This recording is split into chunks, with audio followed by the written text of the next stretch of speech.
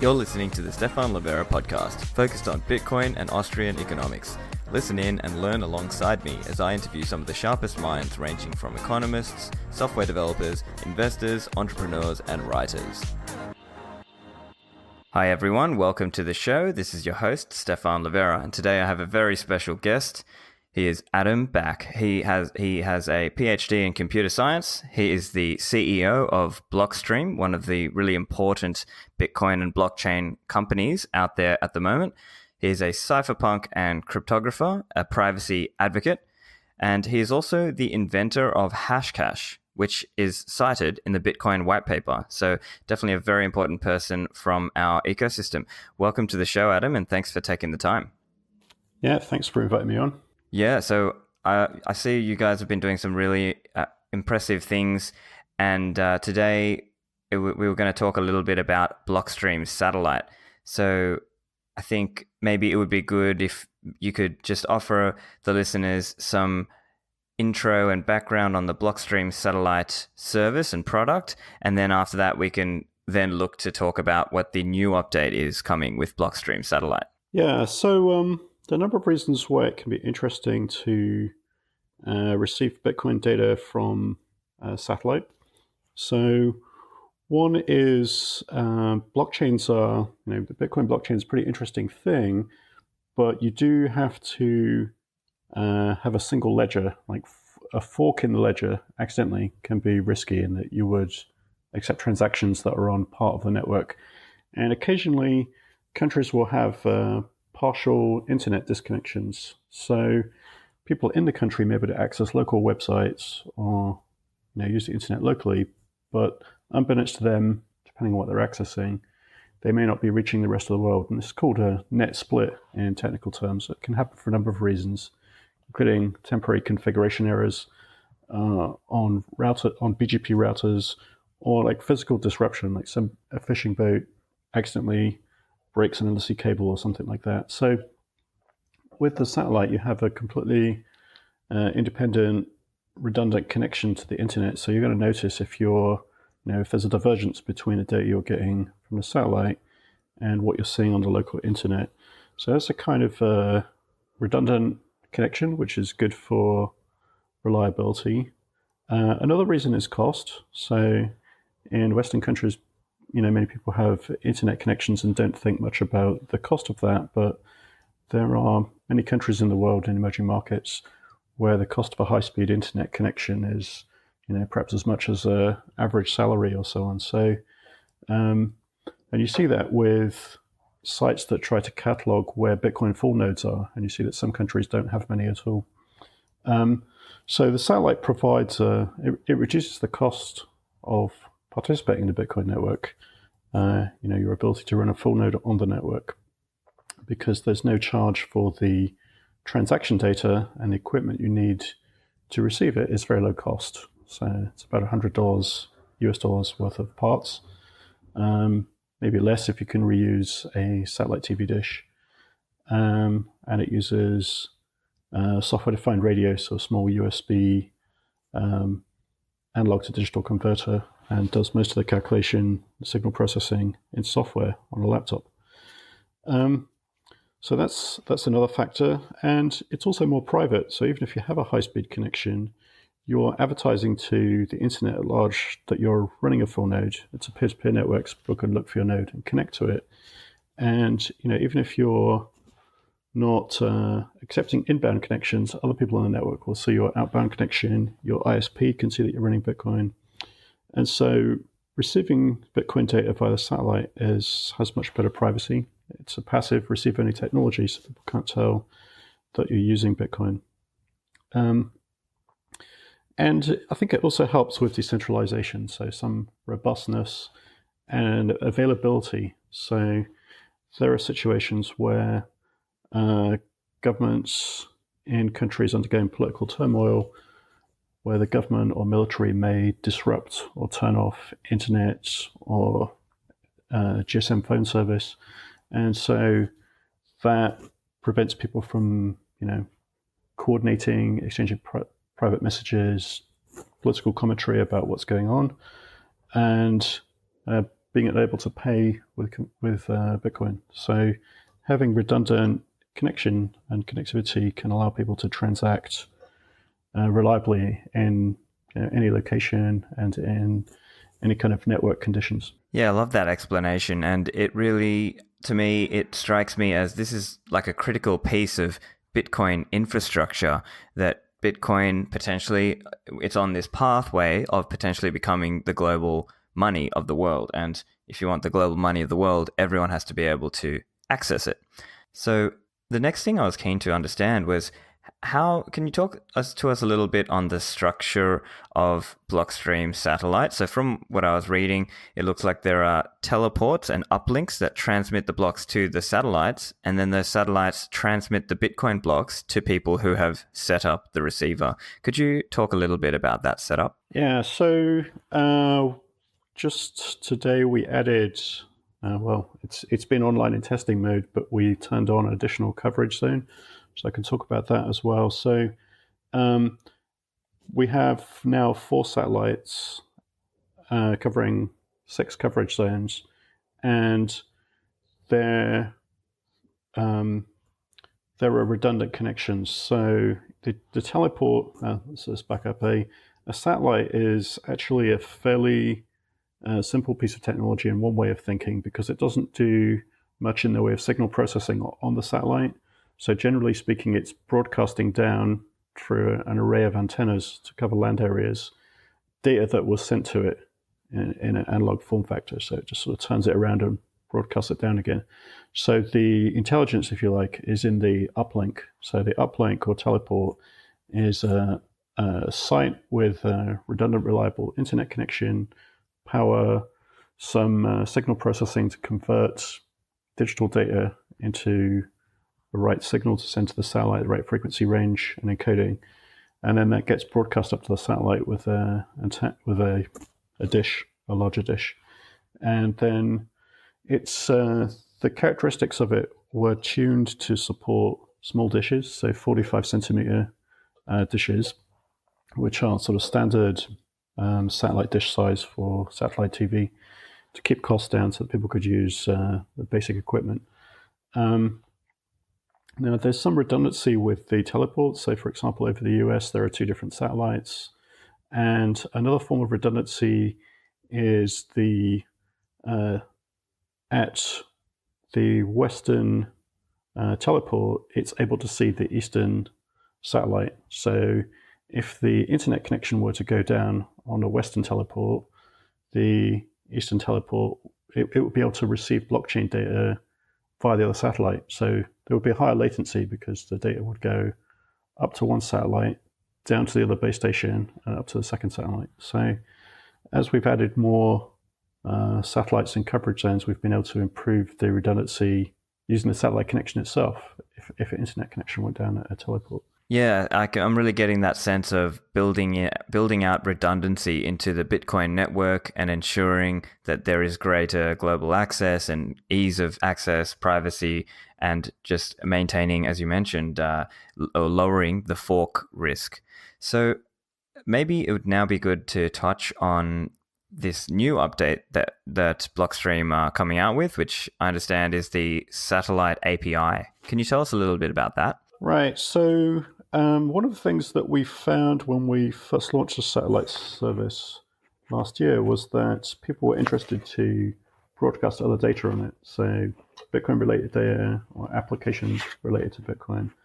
And so we thought, okay, well, we can probably make an API to allow people to send application messages through the satellite. So how that works is on the teleports that are sending data to the satellite, we added additional software so that a user can connect to it using a REST kind of programming web interface and send a Lightning payment. So using Bitcoin Lightning, which supports fast and low-cost micropayments using Bitcoin, a payment for the message cost. So it's quite low cost because it's just comparable to Bitcoin transaction data. And that data would be broadcast across all of the satellites and arrive to all satellite receiving nodes. And it's a broadcast, but if you want to use it to do a point-to-point message, so a message from one person to another specific person, you can do that by marking it for their attention and encrypting it for them. Okay, cool. So what we're doing now is basically putting in a function that enables users to send messages anywhere around the world, and they can use encryption to selectively disclose that message to parties who they choose, rather than the sender. What sort of, if you could comment on the encryption that's used on these, and can the sender or the receiver or the content of the message be known by third parties? Well, if it's encrypted, then only the recipient will be able to decrypt it. So I think that's the advantage there for sending a directed message. There could be use cases also for messages which are intended for an application. So some people have started working on connecting Blockstream satellite download, the full nodes that people run when they receive Bitcoin data via the satellite. On that node, you run a Bitcoin node. So they've started connecting those to mesh networks. So it's a way to sort of replicate that data and share the uplink, let's say in a village or in a town or a marketplace in emerging markets. So when you do that, you might have an application specific to that, like let's say a wallet or something, and it may miss some auxiliary data. So for example, maybe you want to know the price of Bitcoin, like the exchange rate, and that could be sent by the application developer who maintains the wallet. He could send that data periodically, and the application could receive it using these mesh networks. Right. So as I understand it, then you're suggesting that people could combo this technology with other technologies, such as that GoTenor mesh networking technology. Yeah, exactly. Or like a Wi-Fi hotspot. I think some people have explored the idea of setting up a Wi-Fi hotspot that gives access to Bitcoin in metropolitan areas, like in cities or in remote locations. So it could be Wi-Fi technology or meshnet technology. People have also looked at LoRa for longer haul, sort of low bandwidth, longer distance radio, where the mesh network is typically short distance, a way to share internet connectivity and data. Fascinating. And then you mentioned the use of Lightning Network as well. So can you touch on how logistically, how does that work? Like, is the individual connecting to the Lightning Network through a different means with the internet to make the payment? So actually Lightning is for sending. So you would need a normal internet connection or a bidirectional internet connection to the message sending API. So Lightning is a bit interactive. It's when you want to, if you have a Lightning wallet and you want to send to another Lightning user or send to a service that accepts Lightning payment, there are a sequence of messages that come backwards and forwards as you establish the connection, negotiate, your software negotiates the payment. So the Lightning I'm referring to is for the application author or the message sender to connect to the Lightning network, connect using the Lightning network to the satellite API, pay for a message, and then have that message go through the satellite.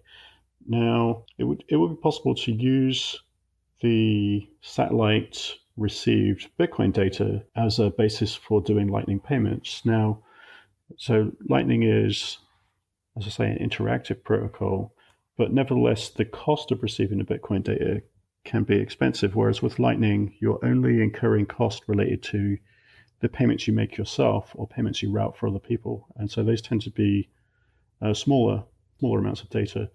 So, for a main chain Bitcoin transaction, there are people that run SMS gateways so that you can send a transaction via SMS and it will make its way back to the Bitcoin network. So it's kind of gateway function. Also, you could make an interactive Lightning payment informed by the full node where you've received that data from the satellite. And so it can be the case that people have 2.5G or 3G connectivity. It's just that it's expensive to receive the full Bitcoin data on an ongoing basis, right? I see. Got you. So it's the intended use here might be that you use Blockstream Satellite to download, to have your full node, to download all the blocks and the headers and so on. But in terms of broadcasting a specific transaction to make a payment, the individual might be able to use their mobile phone connection or one of those SMS gateways you mentioned to do a payment. Right. And I mean, the Bitcoin data on a monthly basis can be sort of in the gigabytes, right?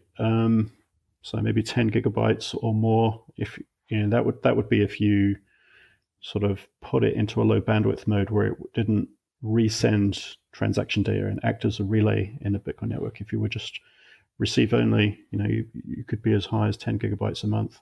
And so, for areas that have restricted bandwidth, that's a lot of data and could be expensive to receive.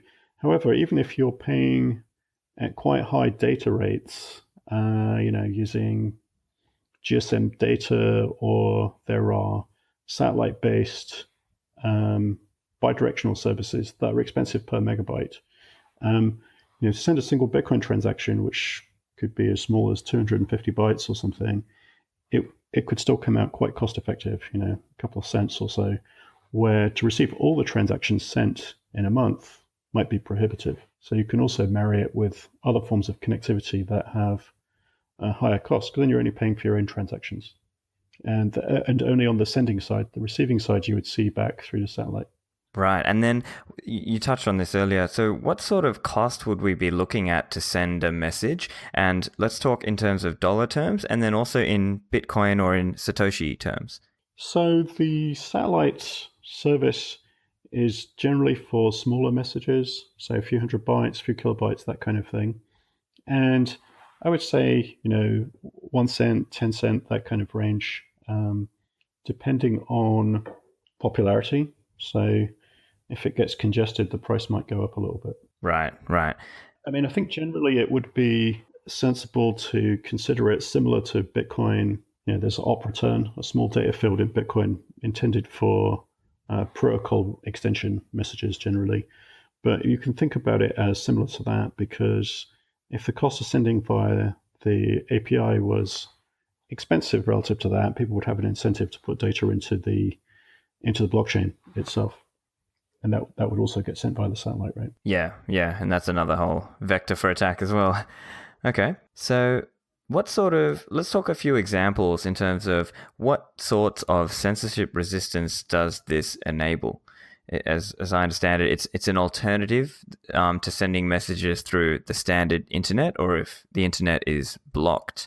Can you talk a little bit about that, and maybe what are some potential, what would be some typical uses of this service? Yes, I mean, I guess if the internet were shut off, you would still be able to receive Bitcoin data and application message data. And another distinction with the satellite data is it's broadcast, so it's not kind of directed at an individual user as far as people observing the network data, where internet data is point-to-point routed, so you can see which IP address it's intended for or something like that. So it provides potentially better privacy characteristics, and also it's inherently a broadcast mechanism as well. So if there's data that needs, that would need to go to many people, it's lower cost on a per recipient basis.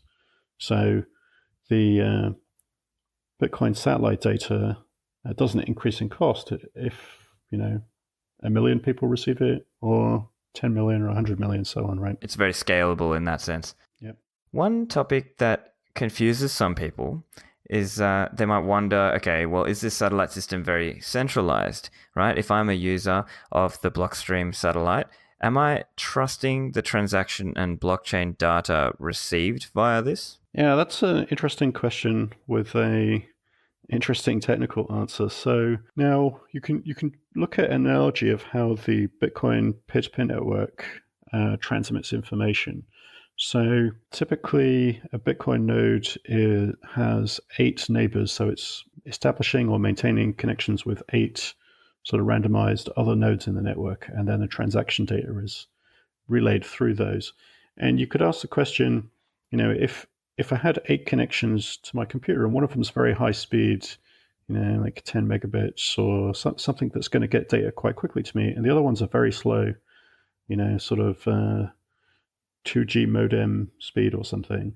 Now, you could ask the question, do I have to trust the high-speed node compared to the low-speed ones? And the answer is no, because the data is sort of checksums, and the proof of work is verifiable to your node software.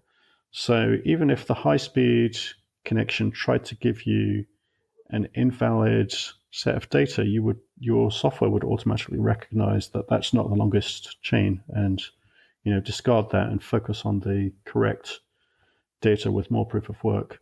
So it's something similar with the satellite. So you can view the satellite as a fast node, and then you can cross-check it.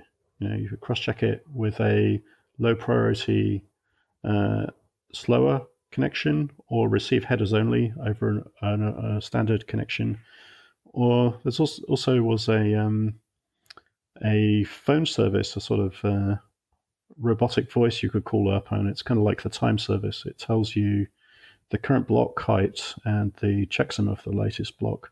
So with something as low bandwidth as an SMS, you could check that you're on the right chain and share that information onwards and have other people verify that it's correct. So from that point of view, you're not really trusting the provider of the data because it's very low cost to cross-check it and to verify locally that it's correct. Fantastic. All right. So similar to a devil's advocate question that I've asked an earlier guest, Rigel Walsh, on this whole topic of trying to build tools that help enable censorship resistance, that sometimes, a detractor might ask this question, or they might say, "Oh, look, you Bitcoin guys, you're just LARPing. You're live action real role playing." They might say, "Look, why are you guys being so tinfoil hat paranoid? That sort of censorship would never happen here." How would you sort of respond to a person who just generally doesn't feel the same way? Well, I think there have been a number of events in recent history that show that censorship is not hypothetical. Even in Western countries, we've seen deplatforming of unpopular opinions. That's a very recent topic, right? And so people have been disconnected from social media applications. There are whole segments of the economy who are essentially unable to obtain banking service, even though the products or services they're providing are legal, just due to kind of political pressure. And I think also as a general backdrop that the revelations that Edward Snowden made, over the last decade are very illuminating of people who would previously been considered to being too paranoid, having shown to be not paranoid enough, maybe. Vindicated. At least in the sense of,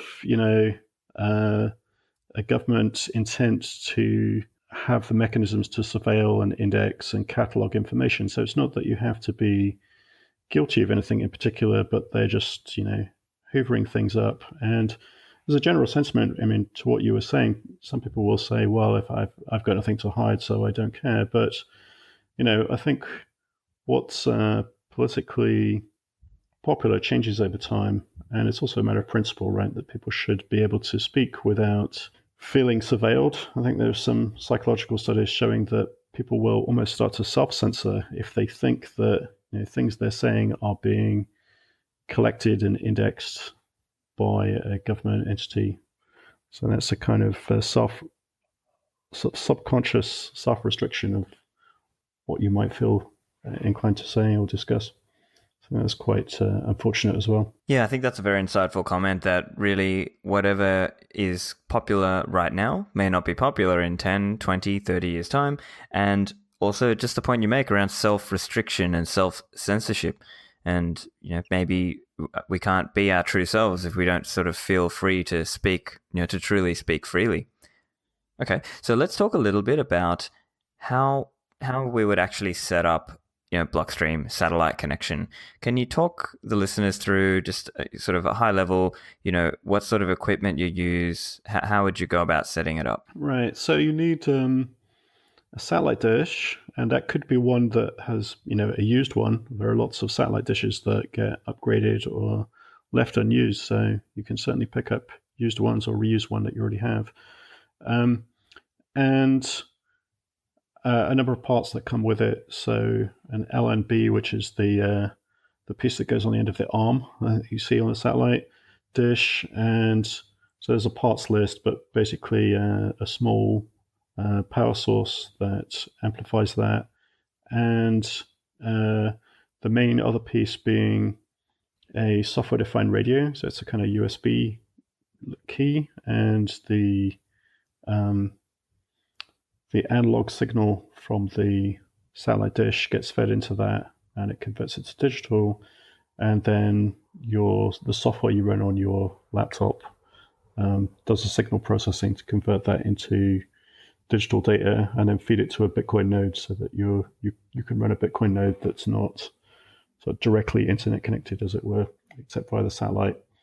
So there's a bit of, in terms of the complexity or skill set to set that up, I would say that pointing a satellite dish, if you haven't done it before, is a little bit fiddly. If you're off by a degree, that translates into a great distance at geostationary satellite height. But you can also, engage somebody who's familiar with satellite setup. So like somebody with a satellite TV installation business to set it up for you. So that's one way to approach that. And then the software part of it is, at this point, Linux software. So if you have some kind of power user level skills or follow along instructions, if you have a Linux installation, that's it's not so hard, but if you've never used Linux before, you might find that a little tricky. Okay, so pretty much you need to be reasonably comfortable with command line, and just basically power user level. Right, and that should get easier over time as well, because we've put some effort into this release into making it easier, more visual to tune the satellite. So there are tools where it shows you a graphical visualization about the signal strength, and you can adjust the dish.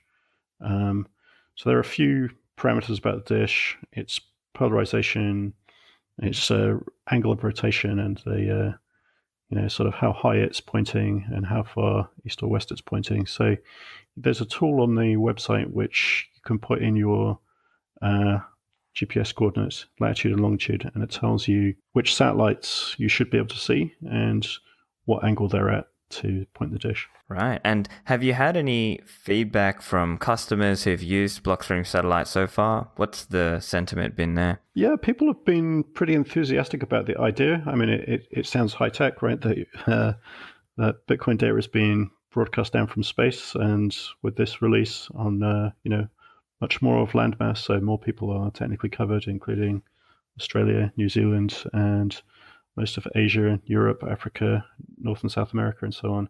So we've had a number of people, sort of technical people, trying different things, like making their own satellite receiving kits, including electronics and power supplies and things. And as I mentioned, looking to connect with mesh networking.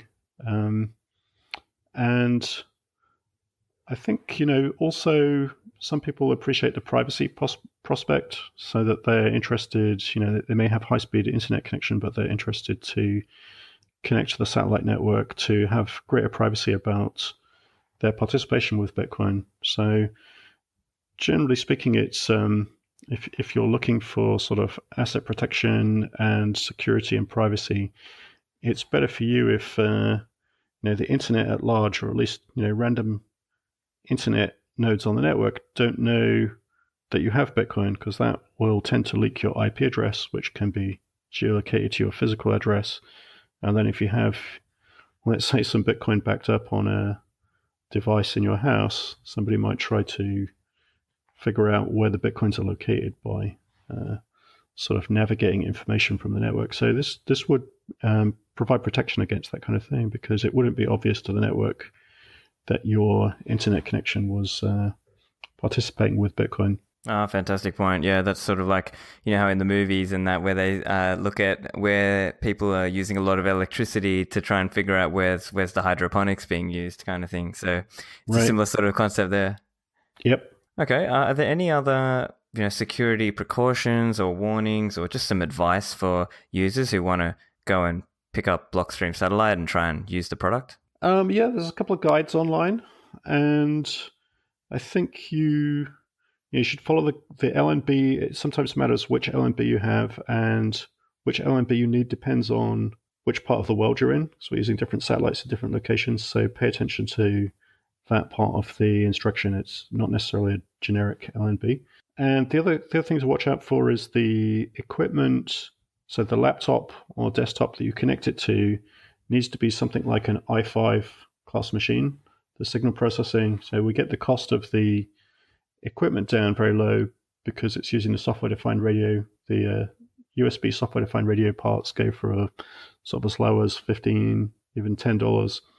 But that has the side effect of offloading the signal processing to a laptop, and you really need like an i5 laptop. An ARM like Raspberry Pi or something isn't powerful enough.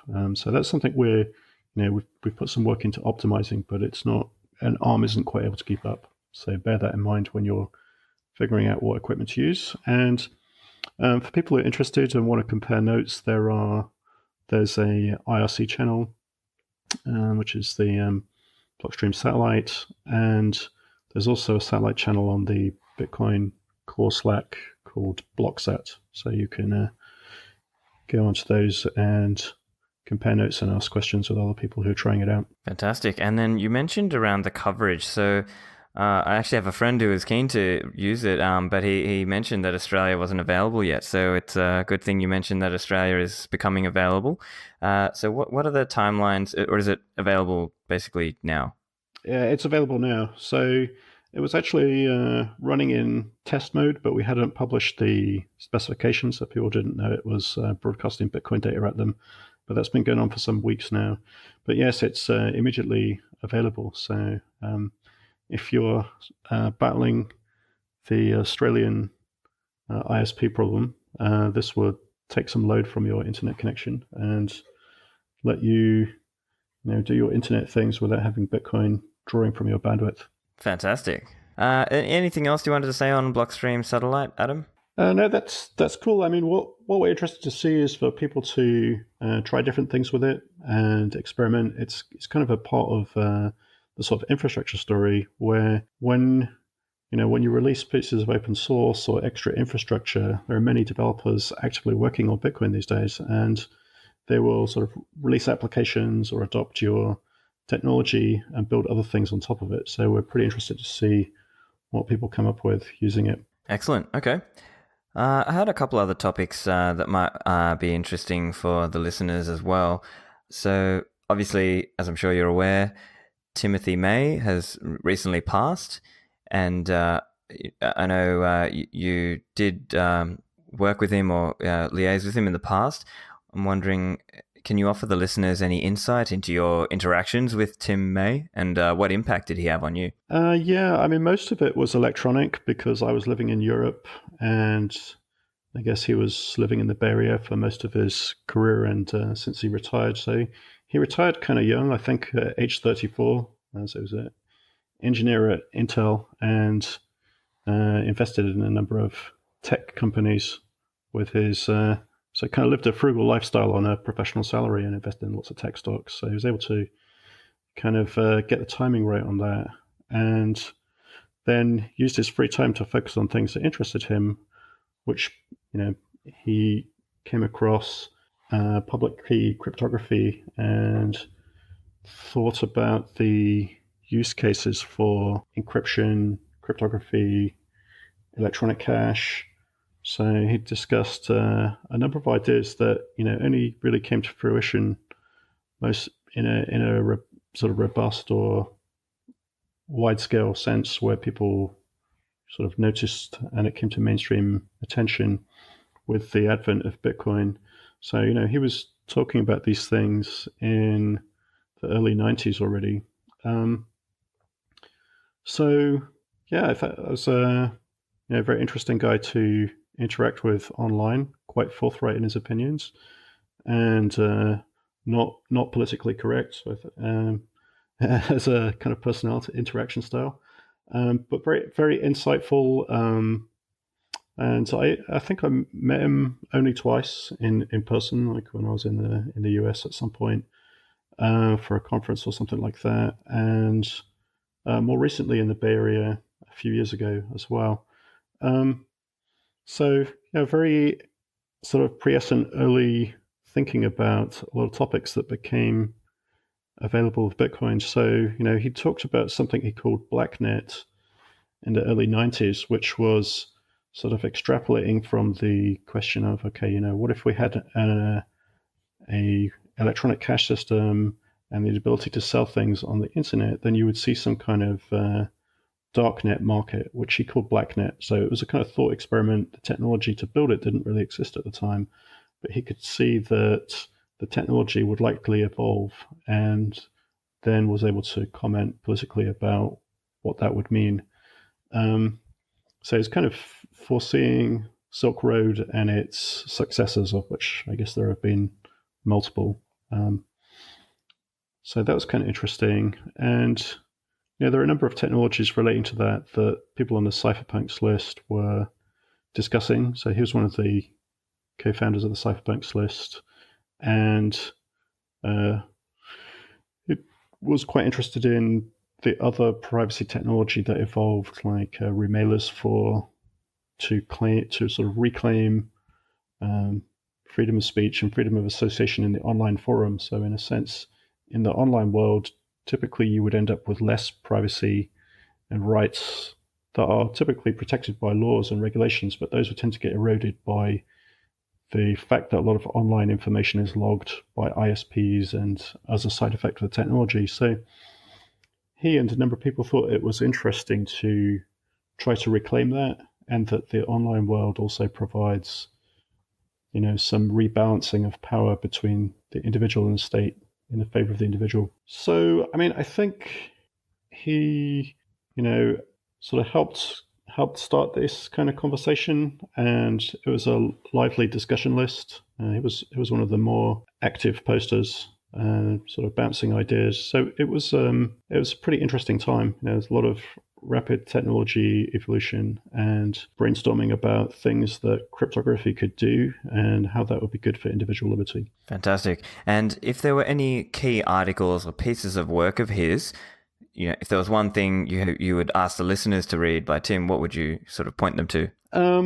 Well, he's written a few things. So the Cryptonomicon is a pretty long kind of summary of the ideas that he developed from the building blocks.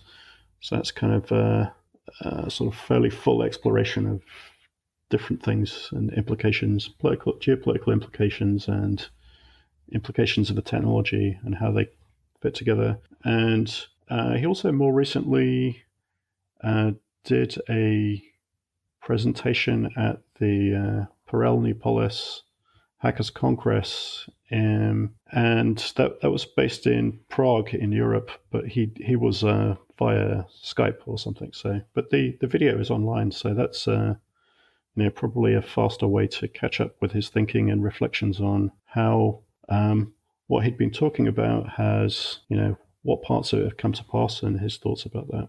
Excellent. Okay, let's talk a little bit about Bitcoin privacy. So I know this has been something you've been interested in for some time, obviously. There was some discussion online that I saw around this concept of pay to endpoint. Could you outline a little bit around what that is as a concept and how that might work if it were to be used with Bitcoin? Yeah. So the discussion. So we ended up having a kind of in-person, a couple of days brainstorming with a number of people interested in improving Bitcoin privacy on a practical basis. So during this conversation, we sort of tried to look at CoinJoin and ways that CoinJoin could be used in wallets, peer-to-peer, and the protocol new protocols you might need to do that, and how they would work with wallets. And it's quite difficult to make privacy work because there's a lot of data that gets sort of linked as a side effect. And so pay to endpoint was one thing we hit on that seemed to be practical. So we wanted something that was, simple enough that we could implement it and have it not require base protocol changes. So not require like a soft forking or change in the Bitcoin protocol, which would have a longer time frame to see adoption. And so pay to endpoint was the idea that when you are paying a service or a person, there's an opportunity to sort of do a coin join with the payment. And it provides ambiguity in part because, normally speaking, I guess I should restate what coin join is. So it's just a Bitcoin transaction has multiple inputs and multiple outputs. And people would naively assume that the inputs belong to one user's wallet, Bitcoin being organized as coins, and then the outputs being the person or persons you're paying, and one of the outputs being change. And so CoinJoin is the observation that the coins that are being used to spend don't have to belong to one person. So two people could make two different payments to two recipients and join the transactions together. So then to somebody trying to analyze the blockchain, they wouldn't know if it was one person paying two people or two people paying two people. So it creates some more ambiguity. But one challenge with that is the size of the coins, because the coins have a clear text value, the values can become unambiguous. So if there are two inputs and one coin is 9 bitcoins and one of the payments is 10 bitcoins, then you know that coin couldn't by itself have paid the output. So it's probably the other. Let's say the other input is 12 or something. Then you know that the 9 couldn't have paid it in isolation. So if you try to do a coin join in that scenario, it doesn't provide much ambiguity. So pay to endpoint is the observation that actually if the person you're paying, like a web store or somebody else's wallet, you're making a payment combined with a coin join, then it's more ambiguous because the amount that's being paid is being subtracted from the payment, and somebody with a wallet might want to reorganize their wallet, sort of combine change, as it were, which people do to sort of optimized wallets. Right, I see. And then another technology is obviously confidential transactions. Now, my understanding on that is that there are, depending on the way it's implemented, there are some different trade-offs with the way that could work. So if it were to be merged into Bitcoin, we could have the amount of a transaction being blinded, but depending on the construction, we may have reduced assurance or comfort on the fact that there will only ever be 21 million Bitcoins. Could you comment a little bit on that? And for an earlier guest has commented on that as that trade-off between perfect binding and perfect hiding. Right. So there's a sort of mathematical trade-off where you can't have perfect binding and perfect blinding simultaneously. And so there are, it's possible to choose which one though. And then there's some discussion about which one will be preferable. And so the perfect binding being that, you're looking forward, casting forward to a hypothetical very far future where the cryptography we're using today, with the key sizes it's using, would be broken most probably by extremely powerful computers or quantum computers at a scale that, with current technology, we're not sure can be built physically even in the future. So sort of some question marks there. But if that amount of computing power becomes available, then hypothetically with perfect binding, they would be able to remove the blinding and see that this coin had this value. Now, with perfect blinding, on the other hand, when that cryptography is able to unravel things, you wouldn't learn which you wouldn't know the amounts because all amounts would be equally possible. Now, the problem would be at that point that people could forge amounts, and that would be bad for the coin security. It would, allow inflation or changing the cap and so on. So that's obviously something that would have to be fixed. And so that introduces a third possibility, which Tim Ruffing called switch commitments, which is you start with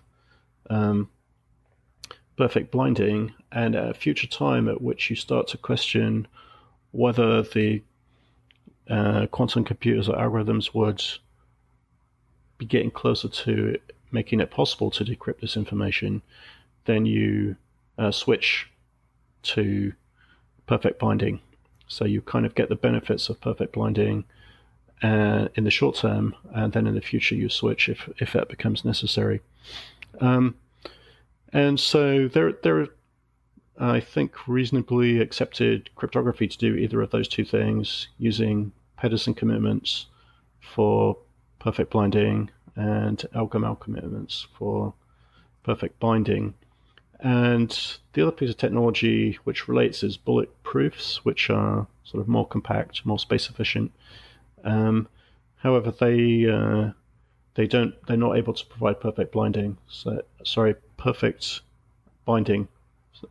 So they have inherently the kind of inflation risk. So I would say that the technology is evolving quite quickly, but so new inventions are coming to light, and bulletproofs were not known about until they were invented in the last year or so.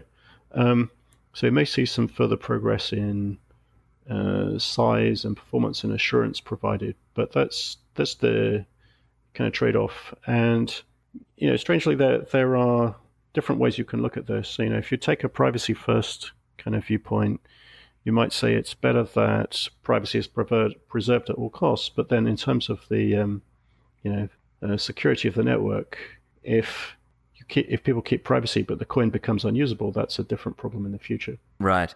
And I suppose the other aspect is also the getting consensus on which direction we go, right? Whether we go blinding or binding or for the switch commitments.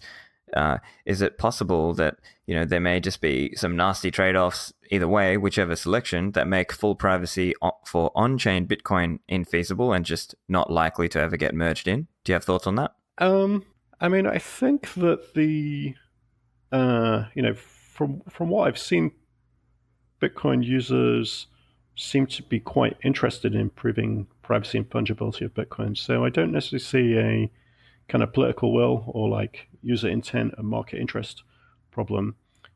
And technically, with the Elements and Liquid sidechain, we've deployed this technology so that people can use it actually on a sidechain to see how it works and look at the trade-offs. It's sometimes interesting to try things firsthand rather than just looking at papers and explainers. So you can kind of see it in action, and that's using the perfect blinding variant. But I think the switch commitments are a relatively reasonable trade-off. Probably the thing which kind of muddies the waters now is that bulletproofs are quite a lot more compact, and so it's kind of more scalable. Yeah, so it's kind of attractive to consider that option as well. So maybe there's a way to sort of start with bulletproofs, perfect blinding aspects, and have a switch commitment to Elgamal commitments later, because the prospect of the cryptography being broken or sufficiently powerful quantum computers to attack this in any kind of short term seems quite unlikely to me. I think you're talking decades or more out, and with the switch commitment, you just want to see the system upgraded before that comes into effect. And you've got to bear in mind that if quantum computers existed and were available that could undo these kinds of transactions, it would affect everything. Internet security in general, online banking, encryption, all kinds of things would change, right? So I think we would know about it and we would have time to react, and we'd see indications that quantum computers were the technology was improving, which to date has there's been progress, but it hasn't been to very large parameter sizes and practical speeds and that kind of thing. Yeah, thank you very much for explaining that. That's a great explanation on that. And also, you mentioned your thoughts on the concept of sufficiently powerful quantum computing being decades away. Could you outline a little bit around that, and then what the likely responses from a Bitcoin point of view would be, such as a switch to post-quantum cryptography, if it were to ever occur? Yeah, so I mean, I think if for people who are not following the kind of BIP discussions and the discussions about incrementally upgrading different parts of Bitcoin, they may think it's more difficult than it is to introduce a new signature scheme. So, so as a point of current topicality, the Schnorr signatures are under serious discussion. There are drafts and implementations and work on sort of serialization aspect of the signatures and security of multi-signatures using them. And so I think it's reasonably straightforward on the scale of Bitcoin changes to introduce a post-quantum signature scheme, such as Lamport signatures or other variants, as a third signature option. So I presume that if we presume that the Schnorr signature goes forward and gets introduced into Bitcoin like next year or the year after, that will be sort of a live example of Bitcoin having introduced a new signature scheme. And that same process and experience could be used to introduce a post-quantum signature scheme. So something similar to that, you can think about the switch commitment as well, that you start off with one scheme and you anticipate that you may need to upgrade to another scheme in the future. Excellent. And also, that brings up the question as well around, hypothetically again, in the future, maybe decades away, if there was a need to switch to quantum-resistant cryptography, would that mean that, say, some of the earlier inputs, so say Satoshi's coins, could they move? I think so. So Johnson Lau had introduced an idea for migrating existing coins into the new signature scheme.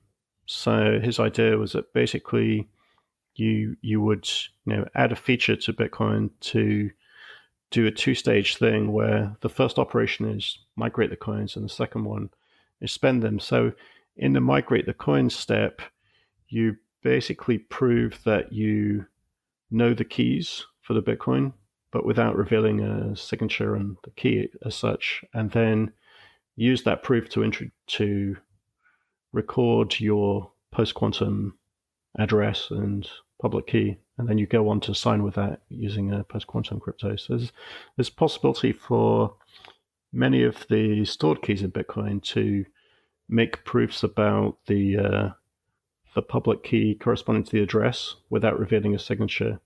So that gives the opportunity to sort of make proofs with that and then migrate.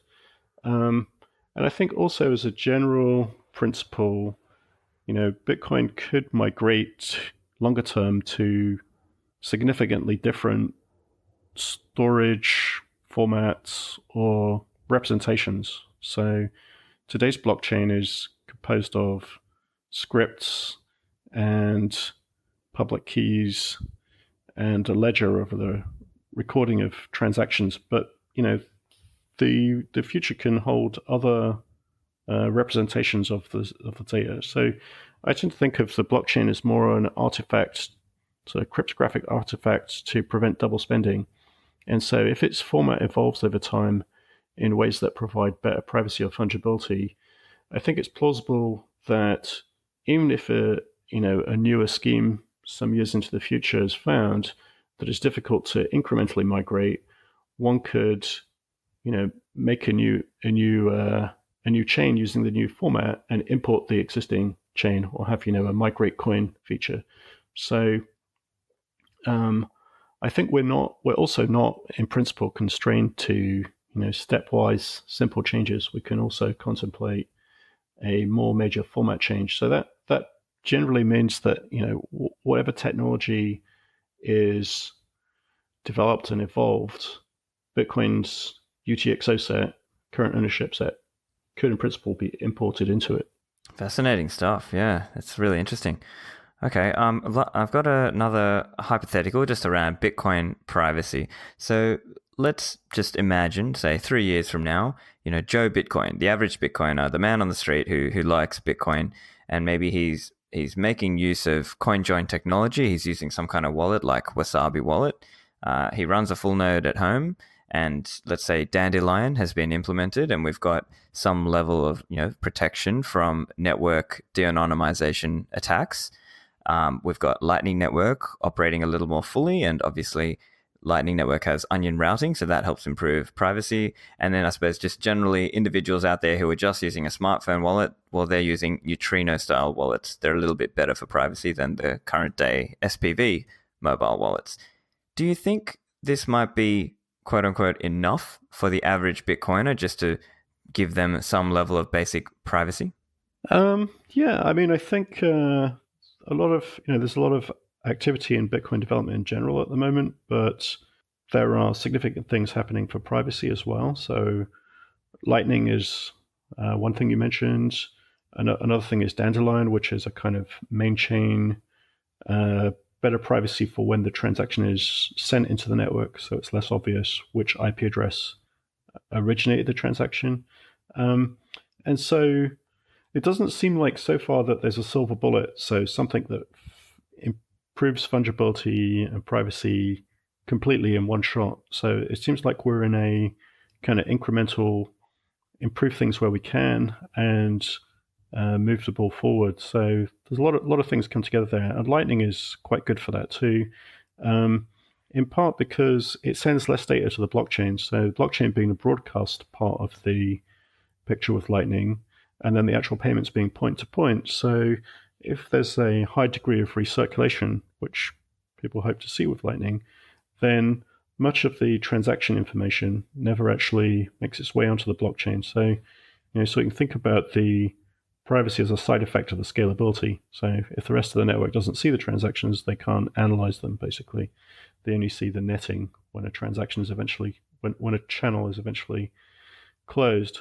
So, I mean, I think things are moving in the right direction, and hopefully we also see some kind of more powerful upgrades like confidential transactions in the midterm as well, which sort of interacts nicely with other things in improving coin joins, for example. They become much easier with confidential transactions because you don't have to worry about the making sure the amounts add any ambiguity. Good point. Good point. Okay, excellent. So look, we're in a time where some people have a bear market blues, but at the same time, there's a lot of exciting things going on from a technical fundamentals point of view. Do you have any other comments around technical fundamentals of Bitcoin? Yeah, I mean, I think the for people in the technical domain at startups and individual contributors and people working on different protocols like Lightning, Neutrino, sidechains like Liquid, Elements, and Rootstock. There's actually a lot of development going on both at the protocol level and in the application level. So, for Lightning, there's a lot of application level work going on in wallets and tools to integrate into web frameworks and people writing applications like games or websites that start to show the new capabilities. So if you think about the micropayment level payments as being a new capability for Bitcoin because it allows faster, sort of more instantly final. Like Bitcoin transactions can take 20 minutes or more to be final randomly. So Lightning also supports much lower payments because there's essentially no practical minimum fee. It's such a small transaction. So I think overall the pace of innovation and application development is higher than ever. So if you look at that as a technology fundamental, there's a lot of momentum and technology adoption and building out for sort of next phase of adoption.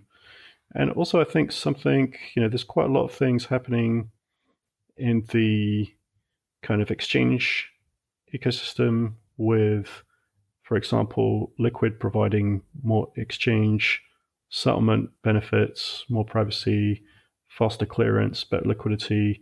And there are a number of companies entering this space with more fiat coins, different types of market participants, like established players like ICE, their backed service, and Square as a retail payment platform that has added Bitcoin, and Robinhood and Abra. So I mean, there are many new services coming online and markets opening by new entrants into the Bitcoin and crypto asset space. So I think that if you look at it from a technical fundamentals point of view, everything is on a very strong trajectory right now.